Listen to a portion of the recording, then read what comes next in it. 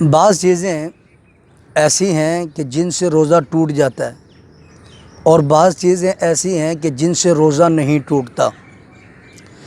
اب میں آپ حضرات کی خدمت میں چند چیزیں وہ عرض کر دیتا ہوں جن سے آدمی کا روزہ نہیں ٹوٹتا۔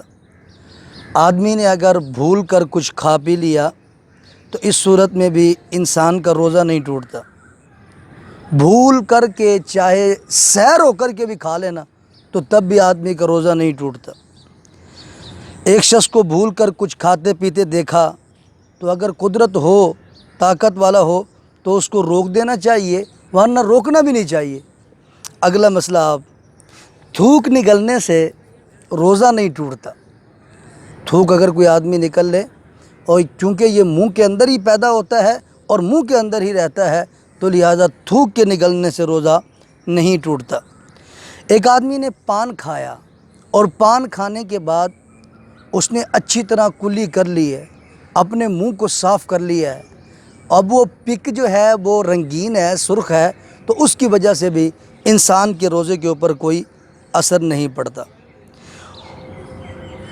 اگر زبان سے کوئی چیز چکھ کر کے تھوک دی جائے، بالخصوص وہ عورتیں جن کے خامند بد مزاج ہیں، ان کو چاہیے کہ وہ سالن کو چکھ کر لیا کریں تھوڑا سا۔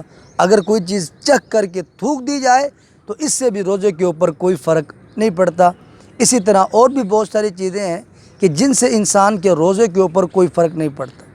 کوئی دوست سوال یہ کرتے ہیں کہ کیا روزے کی حالت کے اندر اگر آدمی کو احتلام ہو جائے تو اس صورت کے اندر کیا روزہ ٹوٹ جاتا ہے؟ تو آپ یہ بات اچھی طرح سماعت فرما لیں کہ روزے کی حالت کے اندر اگر انسان کے کپڑے بدخوابی کی حالت کی وجہ سے کسی وجہ سے ناپاک ہو جاتے ہیں یا احتلام انسان کو ہو جاتا ہے تو اس صورت کے اندر روزے کے اوپر کوئی اثر نہیں پڑتا۔ آپ غسل کر لیں گے لیکن روزہ آپ کا باقی رہے گا، بالکل اس کے اوپر کوئی اثر نہیں پڑے گا۔